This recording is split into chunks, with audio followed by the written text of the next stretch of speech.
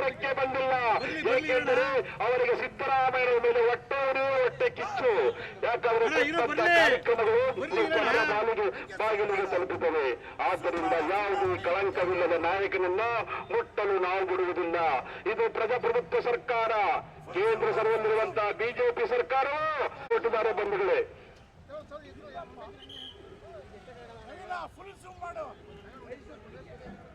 ದೇಶದ ಇತಿಹಾಸದಲ್ಲಿ ಯಾವುದೇ ಕೆಟ್ಟ ಚುಕ್ಕೆ ಇರಲಿ. 40 ವರ್ಷಗಳ ಹಿಂದುಳಿದ ರಾಜಕೀಯ ಪಡೆಯಲ್ಲಿ ಗೌರವವನ್ನು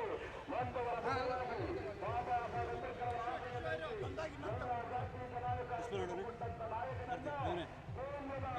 ಸಾಹೇಬ್ ಸರ್ಕಾರವು ರಾಜ್ಯಪಾಲರ ಮೂಲಕ ನ್ಯಾಯಾಂಗ ವ್ಯವಸ್ಥೆಯನ್ನು ಹಾಳು ಮಾಡಲ್ಪಟ್ಟಿರುವಂತಹ ಒಂದು ಕುಟುಂಬಕ್ಕೆ ನಮ್ಮ ಸರ್ಕಾರ.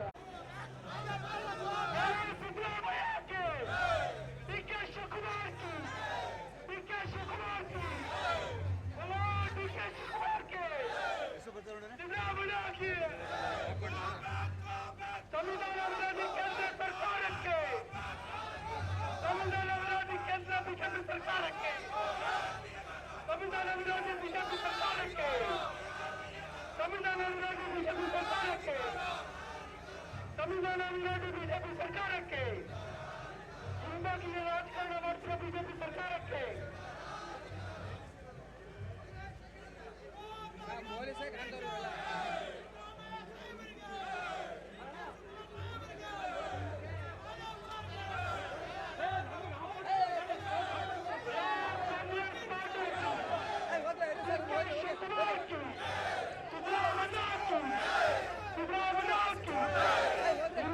ರಾಜಕಾರಣ ಮಾಡ್ತಿರೋ ಬಿಜೆಪಿ ಸರ್ಕಾರಕ್ಕೆ, ಹಿಂಬಗಿಲಿನ ರಾಜಕಾರಣ ಮಾಡ್ತಿರೋ ಬಿಜೆಪಿ ಸರ್ಕಾರಕ್ಕೆ, ಸರ್ಕಾರಕ್ಕೆ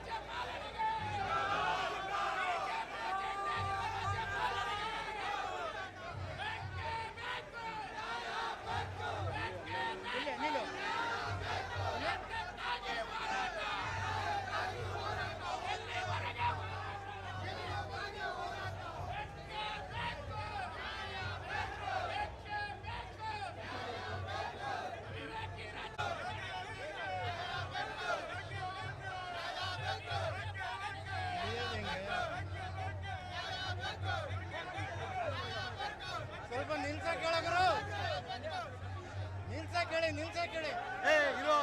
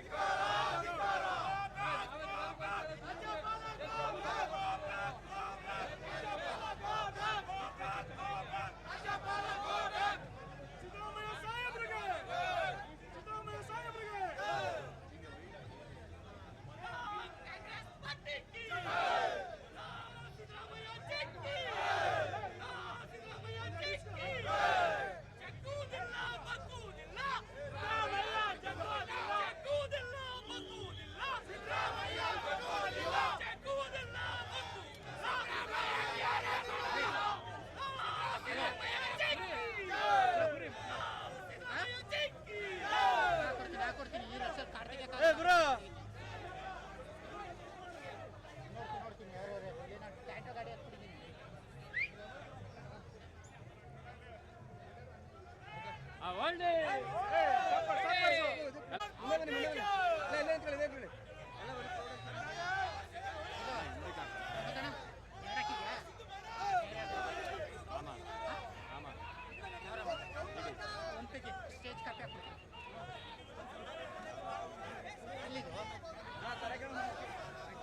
ತಡ್ಬಿಚ್ಚು ಈ ಕಡೆ ಹಾಕೊಂಡು ರೋಲ್ ಕೊಡು ನಾನು ಎಲ್ಲ ರೆಡಿ ಮಾಡ್ತೀನಿ ಎಲ್ಲಿ ಕಿತ್ತಾಗ್ತದೆ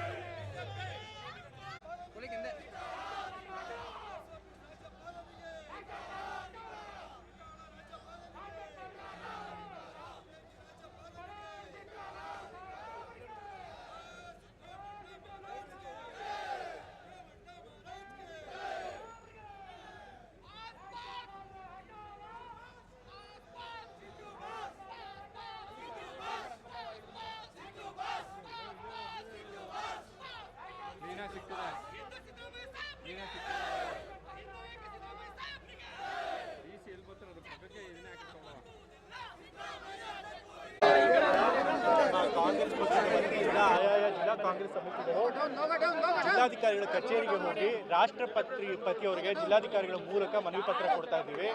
ಏನು ರಾಜ್ಯಪಾಲರು ಪ್ರಾಸಿಕ್ಯೂಷನ್ಗೆ ಅನುಮತಿ ಕೊಟ್ಟಿದ್ದಾರೆ, ಇದು ಕಾನೂನು ಬಾಹಿರ, ಇದು ಸಂವಿಧಾನ ಬಾಹಿರ, ಇದನ್ನ ನಾವು ಖಂಡಿಸ್ತೀವಿ. ಹಾಗಾಗಿ ಒಂದು ಅನುಮತಿಯನ್ನು ಕೊಟ್ಟಿದ್ದಾರೆ, ಅದನ್ನ ರದ್ದು ಮಾಡಬೇಕು ಅಂತ ಹೇಳಿ ನಾವು ಮನವಿ ಪತ್ರ ಹೌದು, ಇದು ಯಾರಿಗೇ ಆಗಲಿ ಸ್ಪಷ್ಟವಾಗಿ ಗೊತ್ತಾಗುತ್ತೆ ಇದು ರಾಜಕೀಯ ಪ್ರೇರಿತ ಅಂತ. ಇವತ್ತು ರಾಜ್ಯಪಾಲರ ಕಚೇರಿನ ಉಪಯೋಗಿಸ್ಕೊಂಡು ಕೇಂದ್ರ ಸರ್ಕಾರ, ಬಿಜೆಪಿ ಪಕ್ಷ ಮತ್ತು JDS ಪಕ್ಷಗಳು ಒಂದು ಚುನಾಯಿತ ಸರ್ಕಾರನ, ಜನಾದೇಶ ಪಡೆದಂಥ ಸರ್ಕಾರನ ಆಧಾರರಹಿತವಾದಂಥ ಆರೋಪ ಮಾಡಿ ಬೀಳಿಸುವಂಥ, ಅಸ್ಥಿರಮಗೊಳಿಸುವಂಥ ಪ್ರಯತ್ನ ಪಡ್ತಾ ಇದೆ. ಇದು ಪ್ರಜಾಪ್ರಭುತ್ವಕ್ಕೆ ಬಹಳ ಅಪಾಯಕಾರಿಯಾದದ್ದು. ಇದು ಬರೀ ಸಿದ್ದರಾಮಯ್ಯ ಪ್ರಶ್ನೆ ಮಾತ್ರ ಅಲ್ಲ, ಇವತ್ತು ಯಾವುದೇ ಒಂದು BJP ಇತರ ಸರ್ಕಾರಗಳ ಅಸ್ತಿತ್ವದ ಪ್ರಶ್ನೆ ಕೂಡ. ಯಾಕೆಂತಂದರೆ ಇದೇ ರೀತಿ ಯಾವ CM ಆದರೂ ಕೂಡ ಯಾವುದೇ ಖಾಸಗಿ ವ್ಯಕ್ತಿ ದೂರು ಕೊಟ್ಟರೆ ಆ ದೂರಿನ ಆಧಾರದ ಮೇಲೆ ಇವರು ಪ್ರಾಸಿಕ್ಯೂಷನ್ಗೆ ಅನುಮತಿ ಕೊಟ್ಟರೆ ಯಾವ ಸರ್ಕಾರಗಳು ಕೂಡ ಉಳಿಯೋದಕ್ಕೆ ಸಾಧ್ಯ ಆಗೋದಿಲ್ಲ. ಹಾಗಾಗಿ ನಮ್ಮ ದೇಶದ ಪ್ರಜಾಪ್ರಭುತ್ವದ ಪ್ರಶ್ನೆ ಇದು. ಸೊ ಹಾಗಾಗಿ ಇದನ್ನು ಗಂಭೀರವಾಗಿ ಪರಿಗಣಿಸಬೇಕು ರಾಷ್ಟ್ರಪತಿಗಳು ಅಂತ ಹೇಳಿ ನಾವು ಬಿಜೆಪಿ ಕ್ಲಾರಿಟಿ ಕೇಳ್ತಾ ಇರುವಂತದ್ದು ರಾಜೀನಾಮೆ ಕೊಡಲೇಬೇಕು. ಪ್ರಾಸಿಕ್ಯೂಷನ್ ಅನುಮತಿ ಆಗಿದೆ, ಯಾತಕ್ಕೆ ಇವಾಗ ನೋಡಿ, ಅವರು ಕಾನೂನುಬದ್ಧವಾಗಿ ಸ್ಯಾಂಕ್ಷನ್ ಕೊಟ್ಟಿದ್ದಿದ್ರೆ ರಾಜೀನಾಮೆ ಕೊಡಬೇಕಾಗಿತ್ತು. ಬಟ್ ಆದರೆ ಅವ್ರು ಇನ್ನೂ ಕೂಡ ಕಾನೂನುಬದ್ಧವಾಗಿ ಮಾಡಿಲ್ಲ, ಸಂವಿಧಾನ ಬಾಹಿರವಾಗಿ ಮಾಡ್ತಿದ್ದಾರೆ. ಅಸಂವಿಧಾನಿಕವಾಗಿ ಅವರು ಸ್ಯಾಂಕ್ಷನ್ ಕೊಟ್ಟಿದ್ದಾರೆ. ಈ ರೀತಿ ಅಸಂವಿಧಾನಿಕವಾಗಿ ನಮ್ಮ ಮೇಲೆ ಪ್ರಹಾರ ಮಾಡಿದಾಗ ನಾವು ಅವ್ರ ವಿರುದ್ಧವಾಗಿ ಪ್ರತಿಯಾಗಿ ನಿಂತ್ಕೊಳ್ಳೇಬೇಕಾಗುತ್ತೆ. ರಾಜೀನಾಮೆ ಕೊಟ್ಟು ಓಡೋಕ್ಕಾಗೋದಿಲ್ಲ, ನಾವು ಕೂಡ ಫೈಟ್ ಮಾಡಬೇಕಾಗುತ್ತೆ. ಪ್ರಜಾಪ್ರಭುತ್ವ ಉಳಿಸುವಂಥದ್ದು ನಮ್ಮ ಕರ್ತವ್ಯ ಕೂಡ. ಇವತ್ತು ಈ CM ಮಾಡ್ತಾರೆ, ಮುಂದೆ ಬರೋದು CM ಕೂಡ ಮಾಡಲ್ಲ ಅಂತ ಏನು ಗ್ಯಾರಂಟಿ? ಸೊ ಆಗಲೂ ಕೂಡ ಇದೇ ರೀತಿ ಕಾನೂನು ಬಾಹಿರವಾಗಿ ಮಾಡಿದಾಗ, ಕಾನೂನು ಬಿಟ್ಟು ಮಾಡಿದಾಗ ನಾವು ಕೈ ಕೊಟ್ಕೊಂಡು ಕೂತ್ಕೊಳ್ಳೋಕ್ಕಾಗೋದಿಲ್ಲ. ಹಾಗಾಗಿ ಇದ್ರ ವಿರುದ್ಧ ನಾವು ಹೋರಾಟ ಮಾಡಬೇಕು. ಇವಾಗ ನಾವು ಕಾನೂನಾತ್ಮಕವಾಗೂ ಹೋರಾಟ ಮಾಡ್ತೀವಿ ಮತ್ತು ರಾಜಕೀಯವಾಗ್ಲೂ ಕೂಡ ಹೋರಾಟ ಮಾಡ್ತೀವಿ. ಬಿಜೆಪಿಯವರು ಈ ರೀತಿ ಏನು ತಮ್ಮ ಅಧಿಕಾರನ ದುರುಪಯೋಗ ಮಾಡಿಕೊಂಡು ಎಲ್ಲ BJP ಇತರ ಸರ್ಕಾರಗಳನ್ನ ಕೆಡವಿ ತಾವು ದೇಶದಲ್ಲಿ ಏಕಸ್ವಾಮ್ಯಾಧಿಪತ್ಯವನ್ನು ಸ್ಥಾಪಿಸಬೇಕು ಅಂತ ಪ್ರಯತ್ನ ಮಾಡ್ತಿದ್ದಾರೆ. ಅದಕ್ಕೆ ನಾವು ಅವಕಾಶ ಕೊಡೋದಿಲ್ಲ. ಹಾಗಾಗಿ ಕಾನೂನಾತ್ಮಕವಾಗಿ ಮತ್ತು ರಾಜಕೀಯವಾಗಿ ಎರಡಕ್ಕೂ ಕೂಡ ನಾವು ಹೋರಾಟ ಮಾಡ್ತೀವಿ. ಕಾನೂನಾತ್ಮಕವಾಗಿ ಈಗಾಗಲೇ ಮುಖ್ಯಮಂತ್ರಿಗಳು ಅವರ ಕಾನೂನು ಸಲಹೆಗಾರಗಳನ್ನು ಸಲಹೆ ಪಡೆದಿದ್ದಾರೆ, ಬೇರೆ ಬೇರೆ ಅಡ್ವೊಕೇಟು ಲಾಯರ್ಗಳ ಸಲಹೆ ಪಡೆದಿದ್ದಾರೆ. ಅದರಂತೆ ಅವರು ಕಾಂಗ್ರೆಸ್ ಎರಡೂ ಕೂಡ ಟಾರ್ಗೆಟ್. ಇವತ್ತು ಸಿದ್ದರಾಮಯ್ಯ ಅವರು ಕರ್ನಾಟಕದಲ್ಲಿ ದೊಡ್ಡ ನಾಯಕರಾಗಿದ್ದಾರೆ. ಸೊ ಹಾಗಾಗಿ ಅವ್ರನ್ನ ಬೀಳಿಸಿದ್ರೆ ಕಾಂಗ್ರೆಸ್ ಪಕ್ಷನ ದುರ್ಬಲಗೊಳಿಸ್ಬೋದು. ಅದಾದ ನಂತರ ಮತ್ತೆ ಬೇರೆ CM ಬಂದರೂ ಅದು ಕೂಡ ಇದೇ ರೀತಿ ಮಾಡ್ತಾರೆ. ಸೊ ಹಾಗಾಗಿ ಇವರು ಟಾರ್ಗೆಟ್ ಇರೋದು ಪ್ರಜಾಪ್ರಭುತ್ವದ ಮೇಲೆ ಮತ್ತು BJP ಸರ್ಕಾರಗಳ ಮೇಲೆ. ಸೊ ಅದಕ್ಕೆ ಅವಕಾಶ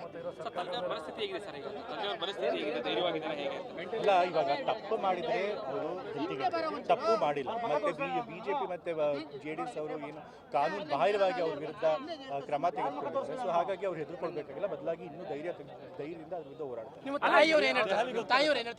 ಅದೇ ವಿಚಾರದಲ್ಲಿ ಪ್ರಾಸಿಕ್ಯೂಷನ್ ಆಗ್ತದೆ. ತಾಯಿಯವ್ರಿಗೆ ಮೊದಲು ಪ್ರಾರಂಭದಲ್ಲಿ ಬೇಸರ ಆಗಿತ್ತು. ಯಾಕೆಂದರೆ ಅವ್ರ ಹೆಸರನ್ನ ಸುಮ್ಮನೆ ಸರಿಯಾಗಿ ಸಾರ್ವಜನಿಕ ವಿಚಾರದಲ್ಲಿ ಅವ್ರು ಯಾವತ್ತೂ ಬಂದಿಲ್ಲ, ಆದರೂ ಕೂಡ ಜನರ ಮಧ್ಯೆ ಹೇಳತ್ತಂದು ಮೀಡಿಯಾದಲ್ಲಿ ಹೇಳತ್ತಂದು ಮಾಡಿದ್ದಾರೆ. ಬಟ್ ಅವ್ರಿಗೂ ಗೊತ್ತಿದೆ ಅವ್ರು ಮಾಡೋದ್ರೊಳಗೆ ಏನೂ ತಪ್ಪಿಲ್ಲ ಅಂತ. ಆದರೆ ಅವ್ರ ವಿಚಾರದಿಂದ ತಂದೆಯವ್ರಿಗೆ ತೊಂದರೆ ಆಗಬಾರ್ದು ಅನ್ನೋ ಒಂದು ಅವರು ಇದಿತ್ತು ಆಸೆ. ಬಟ್ ಆದರೂ ಕೂಡ ಅವ್ರ ಮೂಲಕನೇ ಇವತ್ತು ತಂದೆಯವ್ರನ್ನ ಆರೋಪಿಗಳನ್ನಾಗಿ ಮಾಡ್ತಿದ್ದಾರೆ. ಅದಕ್ಕೆ ಬೇಸರ ಇದೆ. ಬಟ್ ಆದರೂ ಗೊತ್ತಿದೆ ಅವ್ರು ಮಾಡೋದೇನು ತಪ್ಪಿಲ್ಲ, ಎಲ್ಲ ಕಾನೂನು ಪ್ರಕಾರವಾಗಿದೆ. ಹಾಗಾಗಿ ಅವರು ಕೂಡ ಹೋರಾಡಬೇಕಾಗುತ್ತೆ. ಹೈಕಮಾಂಡ್ ನಿಮ್ಮ ತಂದೆಯವ್ರ ಪರವಾಗಿರುತ್ತೆ ಅಂದರೆ ಇವತ್ತು ಇಡೀ ಕಾಂಗ್ರೆಸ್ ಪಕ್ಷ ಹೈಕಮಾಂಡ್ನಿಂದ ಹಿಡಿದು ತಾಲೂಕು ಮಟ್ಟದವರೆಗೂ ಗ್ರಾಮದ ಮಟ್ಟದವರೆಗೂ ಎಲ್ಲರೂ ಕೂಡ ಇವತ್ತು ಇನ್ನೂ ಒಗ್ಗಟ್ಟಾಗಿದ್ದಾರೆ. ಯಾಕೆಂತಂದರೆ ಇವತ್ತು ನಮ್ಮ ಕಾಂಗ್ರೆಸ್ ಪಕ್ಷಕ್ಕೆ ಗೊತ್ತಿದೆ ಇವತ್ತು ಬೇಕು ಅಂತ ನಮ್ಮ ಪಕ್ಷನ ನಮ್ಮ ಮುಖ್ಯಮಂತ್ರಿಗಳನ್ನು ಟಾರ್ಗೆಟ್ ಮಾಡ್ತಿದ್ದಾರೆ, ಅದು ವಾಮ ಮಾರ್ಗದಿಂದ ಟಾರ್ಗೆಟ್ ಮಾಡ್ತಾರೆ ಅಂತ ಹೇಳಿ. ಹಾಗಾಗಿ ಹಾಗೆ ಮಾಡಿದಾಗ ಏನಾಗುತ್ತೆ, ನಮ್ಮ ಒಗ್ಗಟ್ಟು ಇನ್ನೂ ಜಾಸ್ತಿ ಆಗುತ್ತೆ. ನಮ್ಮ ವಿರುದ್ಧ ಸುಮ್ಮನೆ ಏನೂ ಆಧಾರ ಇಲ್ಲದೆ ಇರೋ ಆರೋಪ ಮಾಡಿ ನಮ್ಮನ್ನ ಅಧಿಕಾರದಿಂದ ಕೆಳಗಿಳಿಸುವಂಥ ಪ್ರಯತ್ನ ಮಾಡಿದರೆ ನಾವೆಲ್ಲ ಇನ್ನೂ ಒಗ್ಗಟ್ಟಾಗಿ ದೆಹಲಿಗೂ ಹೋಗ್ತಾರೆ. ಬಟ್ ಅಲ್ಲಿ ದೆಹಲಿಯಿಂದ ಅಲ್ಲಿ ಅವರು ಪ್ರತಿನಿಧಿಗಳನ್ನು ಕೂಡ ಕಳಿಸ್ಕೊಟ್ಟಿದ್ದಾರೆ. ಅವರು ಕೂಡ ಬಂದು ಸಂಪೂರ್ಣವಾದಂಥ ಬೆಂಬಲ ಕೋರ್ಟ್ನಲ್ಲಿ ನ್ಯಾಯ ಸಿಗುತ್ತೆ ಅನ್ನೋ ಭರವಸೆ ನಮಗಿದೆ. ಯಾಕೆ ಅಂತಂದರೆ ನಾವು ಒಂದು ಪ್ರಜಾಪ್ರಭುತ್ವ ವ್ಯವಸ್ಥೆಯಲ್ಲಿ ಇದ್ದೀವಿ. ಇಲ್ಲಿರುವಂಥ ಎಲ್ಲ ಒಂದು ವ್ಯವಸ್ಥೆಗಳಲ್ಲಿ ನಮಗೆ ಎಲ್ಲೆಲ್ಲಿ ನ್ಯಾಯ ದೊರಕಿಸ್ಕೊಳ್ಳೋಕೆ ಅವಕಾಶ ಸಾಧ್ಯ ಆಗುತ್ತೆ ಆ ಎಲ್ಲ ಅವಕಾಶನೂ ಬಳಸ್ಕೊಳ್ಳೇಬೇಕಾಗಿದೆ. ನಾವು ಸರ್ಕಾರದಲ್ಲಿ ಇರೋದ್ರಿಂದ ನಮಗೆ ವ್ಯವಸ್ಥೆಯಲ್ಲಿ ನಂಬಿಕೆ ಇದೆ. ನ್ಯಾಯಾಂಗ ನಮಗೆ ನ್ಯಾಯಾಲಯ ನಮಗೆ ನ್ಯಾಯ ಕೊಡಿಸುತ್ತೆ ಅನ್ನೋ ಭರವಸೆ ಇದೆ. ಗೊತ್ತಿಲ್ಲ ಯಾವಾಗ ಹೋಗ್ತಾರೆ, ನಾ ಹೋಗ್ತಾ ಇಲ್ಲ. ಬಹುಶಃ ಈ ವಾರದಲ್ಲಿ ಯಾವ್ದಾದ್ರು. Okay, thank you.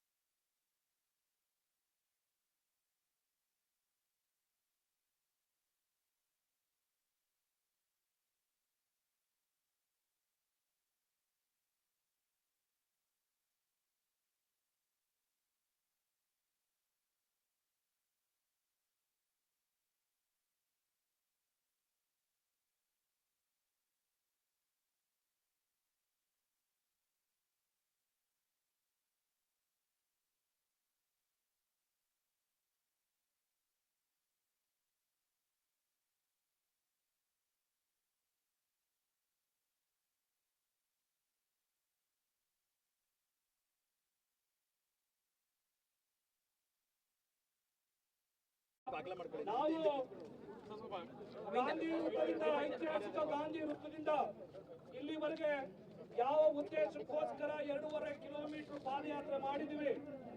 ಮಾನ್ಯ ಉಸ್ತುವಾರಿ ಸಚಿವರು, ಕಾರ್ಯಾಧ್ಯಕ್ಷರು, ಮಾನ್ಯ ಶಾಸಕರು ಎಲ್ಲ ಸೇರಿ ಈಗ ಇವತ್ತು ಯಾವ ಉದ್ದೇಶಕ್ಕೋಸ್ಕರ ನಾವು ಡಿಸಿ ಕಚೇರಿಯನ್ನು ತಲುಪಿದ್ದೀವಿ ಅನ್ನೋ ವಿಚಾರವನ್ನ ಕಾಂಗ್ರೆಸ್ನ ಕಾರ್ಯಕರ್ತರು ಸಚಿವರು ಮಾತಾಡೋವರೆಗೆ ದಯವಿಟ್ಟು ಕೈ ಮುಗಿದು ವಿನಂತಿ ಮಾಡ್ತೀನಿ, ಯಾರು ಘೋಷಣೆ ಕೂಗಬಾರ್ದು. ಇವತ್ತಿನ ಉದ್ದೇಶವನ್ನ ಮಾನ್ಯ ಉಸ್ತುವಾರಿ ಸಚಿವರು ತಿಳಿಸ್ತಾರೆ, ಅದಾದ್ಮೇಲೆ ಕಾರ್ಯಾಧ್ಯಕ್ಷರು ಮಾತಾಡ್ತಾರೆ. ಕಾರ್ಯಕರ್ತರು 10 ನಿಮಿಷ ಸೈಲೆಂಟ್ ಆಗಿರ್ಬೇಕು ಅಂತ ಮನವಿ. 10 ನಿಮಿಷ. ಎಲ್ಲ ಆತ್ಮೀಯ ಕಾಂಗ್ರೆಸ್ ಪಕ್ಷದ ಶಾಸಕರುಗಳೇ, ಮಾಜಿ ಶಾಸಕರೇ, ಪಕ್ಷದ ಪದಾಧಿಕಾರಿಗಳೇ, ಕಾರ್ಯಕರ್ತ ಬಂಧುಗಳೇ, ಪತ್ರಿಕಾ ಸ್ನೇಹಿತರೆ, ಇಂದು ಕರ್ನಾಟಕ ರಾಜ್ಯಾದ್ಯಂತ ಎಲ್ಲ ಜಿಲ್ಲಾ ಕೇಂದ್ರಗಳಲ್ಲಿ ಕಾಂಗ್ರೆಸ್ ಪಕ್ಷ ಶಾಸಕರು, ಮಂತ್ರಿಗಳು ಮೌನವಾಗಿ ಜಿಲ್ಲಾಧಿಕಾರಿ ಕಚೇರಿವರೆಗೆ ಎಲ್ಲಾ ಜಿಲ್ಲೆಗಳಲ್ಲಿ ಮೌನ ಮೆರವಣಿಗೆಯಲ್ಲಿ ಶಾಂತಿಯುತವಾಗಿ ಸಾಗಿ ಭಾರತ ದೇಶವು ನ್ಯಾಯಯುತವಾದಂಥ ಸಂವಿಧಾನ ಮತ್ತು ಪ್ರಜಾಪ್ರಭುತ್ವ ತಳಹದಿಯ ಮೇಲೆ ಬೆಳೆದಿರ್ತಕ್ಕಂಥ ಪ್ರಜಾಪ್ರಭುತ್ವವನ್ನು ಬುಡಮೇಲು ಮಾಡತಕ್ಕಂಥ ಅನೀತಿಯುತವಾದಂಥ ರಾಜಕೀಯ ಪ್ರೇರಿತವಾದಂಥ ರಾಜ್ಯಪಾಲರ ನಿಲುವನ್ನು ಖಂಡಿಸಿ ಘನತೆವೆತ್ತ ರಾಷ್ಟ್ರಪತಿಗಳು ರಾಜ್ಯಪಾಲರ ಈ ಒಂದು ಅನ್ಯಾಯದ ತೀರ್ಮಾನ ವಿರುದ್ಧ ರಾಜಕೀಯ ಪ್ರೇರಿತವಾದಂಥ ಈ ಒಂದು ಸೋಕಾಸ್ ನೋಟಿಸ್ ಅಥವಾ ಪ್ರಾಸಿಕ್ಯೂಷನ್ಗೆ ಅನುಮತಿಯನ್ನು ಕೊಟ್ಟಿರ್ತಕ್ಕಂಥ ರಾಜ್ಯಪಾಲರ ನಿಲುವು ರಾಜಕೀಯ ಪ್ರೇರಿತವಾಗಿರ್ತಕ್ಕಂಥ ಖಂಡಿಸಿ ಜಿಲ್ಲಾಧಿಕಾರಿಗಳ ಮುಖಾಂತರ ರಾಷ್ಟ್ರಪತಿಗಳಿಗೆ ನಮ್ಮ ಹೋರಾಟದ ಹಿನ್ನೆಲೆಯನ್ನ ರವಾನಿಸಲಿಕ್ಕೆ ನಾವು ಈ ಪಾದಯಾತ್ರೆಯಲ್ಲಿ ಬಂದಿದ್ದೇವೆ. ಬಂಧುಗಳೇ, ರಾಜ್ಯಾದ್ಯಂತ ಈಗಾಗಲೇ ನಿಮಗೆಲ್ಲ ಗೊತ್ತಿರ್ತಕ್ಕಂಥ ವಿಷಯ. 40 ವರ್ಷಗಳ ರಾಜಕೀಯ ಜೀವನದಲ್ಲಿ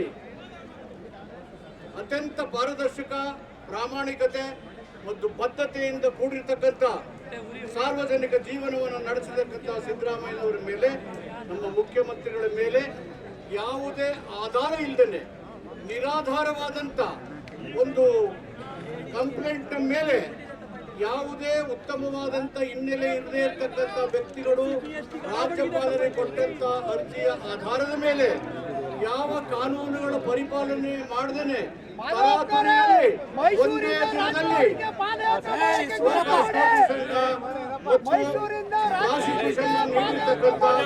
ರಾಜ್ಯಪಾಲರ ನಿಲುವು ಸಂವಿಧಾನಕ್ಕೆ ವಿಚಾರ ಮಾಡಿ ಪ್ರಜಾಪ್ರಭುತ್ವವನ್ನು ಉಳಿವೇಲು ಮಾಡಿ